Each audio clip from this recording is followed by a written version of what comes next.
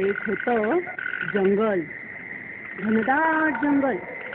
चिक्कार झाडं होती त्यात, मोठमोठाली, ही प्रचंड. वड, पिंपळ, आंबा, फणस अशी कितीतरी. एवढी दाटी होती झाडांची की दुपारी सुद्धा जंगलात ऊन उतरत नसे. सगळीकडे अगदी थंडगार सावली असायची. बिचाऱ्या सूर्यकिरणांना खालपर्यंत उतरायला जागाच नव्हती मिळी. दाट झाडीमुळे त्या जंगलात पशु पण खूप होते. त्यामुळे त्या जंगलात जायला माणसं घाबरायची.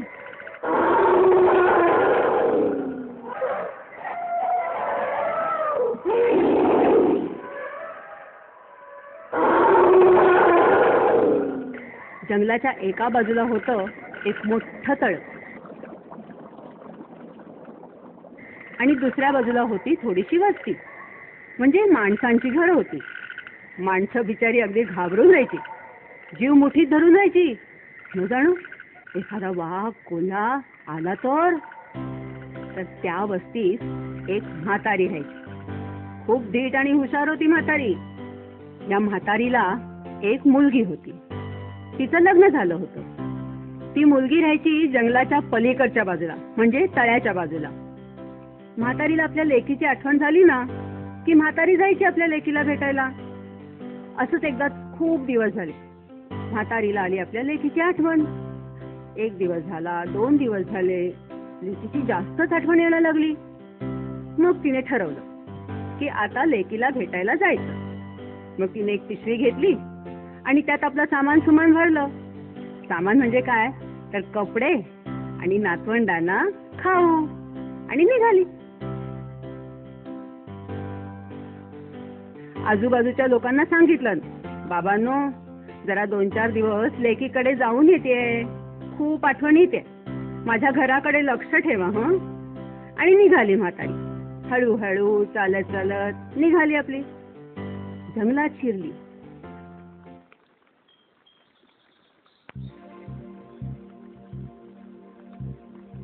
थोडंसं पुढे गेल्यानंतर समोरून आला एक वाघ. म्हातारीला बघून त्यानं एक डरकाळी फोडली. वाघाला पाहून म्हातारी अगदी घाबरून गेली बिचारी. वाघ म्हणाला, हे म्हातारे कुठं चाललीस? थांब, मी तुला खाऊन टाकतो. केव्हाची भूक लागली मुलं. म्हातारी मनातनं घाबरली होती खरी, पण तिनं मुळीच तसं दाखवलं नाही वाघाला. ती म्हणाली, खाणं तर खा बापडा, मला काय, उद्या मरायचं ते आजच मरीन. मला खाऊन तुझं पोट भरणार असेल तर मला बरंच वाटेल, पण आता मला खाऊन तुला काहीच मजा येणार नाही. वाघ म्हणाला, हा काहीतरी सांगून मला फसवतेस काय? तशी म्हातारी म्हणाली, अरे नाही रे बाबा, फसवत बिसवत नाहीये मी, पण मला आत्ता खाऊन तुला काय मिळणार, नुसती हाडं. त्यापेक्षा असं कर, मी आत्ता निघाले माझ्या लेकीकडे, तिच्याकडे जाते, 4 दिवस राहते, तूप रोटी खाते, आराम करते, जाडजूड होते, आणि मग मला खा, म्हणजे तुला निदान समाधान तरी मिळेल. झालं. वाघाला वाटलं, हा हे मात्र खरं आहे. मग तो म्हातारीला म्हणाला, ठीक आहे ठीक आहे, तू जाडजूड होऊन ये, मग मी तुला खाईन. वर दम दिला. पण हे बघ म्हातारे, मला फसवायचा प्रयत्न करू नको, माझ्याशी गाठ आहे. म्हातारी म्हणाली, अरे हो रे बाबा, अगदी काळजी करू नको. निघाली म्हातारी पुढे.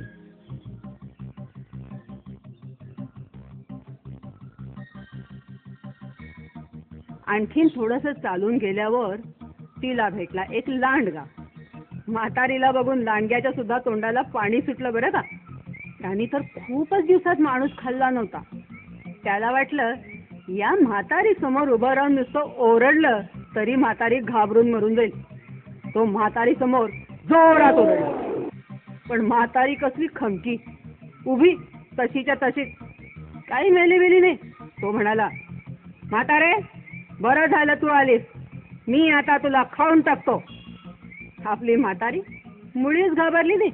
तिनं वाघाला जसं सांगितलं होतं ना तसंच लांडग्याला पण सांगितलं की मला आत्ता खाऊन तुला काय मिळणार, नुसती हाड. त्यापेक्षा मी आता लेकीकडे जाते, तूप रोटी खाते, चांगलं चुंगलं खाते, जाड जूड होते, मग मला खा, म्हणजे तुला समाधान मिळेल. लांडग्याला देखील पटलं. तो म्हणाला, ठीक आहे ठीक आहे, पण 4 दिवसांनी म्हणजे 4 दिवसांनी परत ये, तोपर्यंत वाट बघतो मी तुझी. झालं. लांडग्याला पण वाटेला लावून म्हातारी आपली निघाली पुढे, तुरु तुरु तुरु तुरु. जंगल संपलं आणि तळं पार करून म्हातारी आपल्या लेकीकडे पोहोचली. आईला आलेली बघून लेकीला खूप आनंद झाला. मिठीच मारली तिने आईला. म्हातारीचे 4 दिवस अगदी सुखात गेले. रोज वेगवेगळे पदार्थ खाऊन, विश्रांती घेऊन म्हातारी अगदी टुणटुणीत झाली.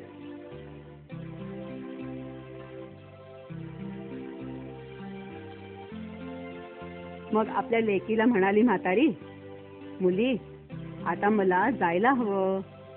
4 दिवस राहिले, बरं वाटलं, आता जाते. जगले वाचले तर पुन्हा भेटू. लेक म्हणाली, आई, असं का ग बोलतेस? वाईट वाटलं तिला. मग म्हातारीने जंगलातली सगळी हकीकत आपल्या लेकीला सांगितली. लेक म्हणाली, हत्तीच्या, एवढंच ना, मी करते एक युक्ती. हुशार म्हातारीची हुशार लेक ती. तिने काय केलं, एक मोठा लाल भोपळा घेतला, तो पोखरला.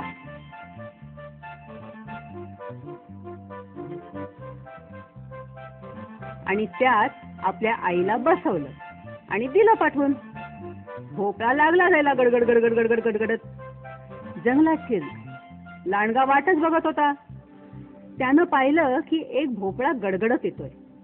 तो ओरडून विचारू लागला, ए भोपळ्या, म्हातारी पाहिलीस काय कुठे?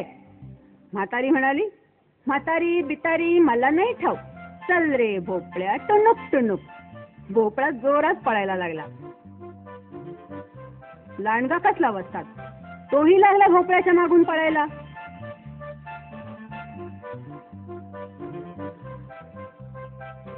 तेवढ्यात समोरून आला वाघ. त्याने ओरडून विचारलं, ए भोपळ्या, कुठे पळतोय? आणि एकाच झेपेत भोपळा पकडला. झालं. म्हातारीला भोपळ्यातून बाहेर यायला लागलं. तरी पण ती होती महावस्ताद. म्हणाली, हे बघा, मी ठरल्याप्रमाणे 4 दिवसांनी परत आले. आता मला कुणी खायचं ते खा, पण खाण्यापूर्वी माझं डोकं कोण खाणार आणि माझे पाय कोण खाणार ते आधी ठरवा. वाघ म्हणाला, म्हणजे काय, मी डोकं खाणार? लांडगा म्हणाला, नाही नाही, मी डोकं खाणार. वाघ म्हणाला, नाही नाही, असं काय, मी डोकं खाणार. लांडगा म्हणाला, मुळीच नाही, मी डोकं खाणार. झालं. 2 जण लागले भांडायला, अगदी जोर जोरात. भांडून प्रश्न सुटेना तेव्हा मारामारी करायला लागले. आणि आपली म्हातारी, हुशार अतिशय, हळूच गेली आणि भोपळ्यात बसली आणि म्हणाली, चल रे भोपळ्या टुनुक टुनुक, चल रे भोपळ्या टुनुक टुनुक. भोपळा लागला जोरात पळायला. लांडगा आणि वाघ बसले भांडत बावळटासारखे. भोपळा मात्र पळाला पळाला पळाला पळाला आणि जंगलाबाहेर म्हातारीच्या घरी येऊन थांबला. अशा रीतीने म्हातारी आपल्या घरी सुखरूप येऊन पोचली. बघितलंच मुलांनो, न घाबरता थोड्याशा हुशारीने कितीही मोठ्या संकटावर कशी मात करता येते ते.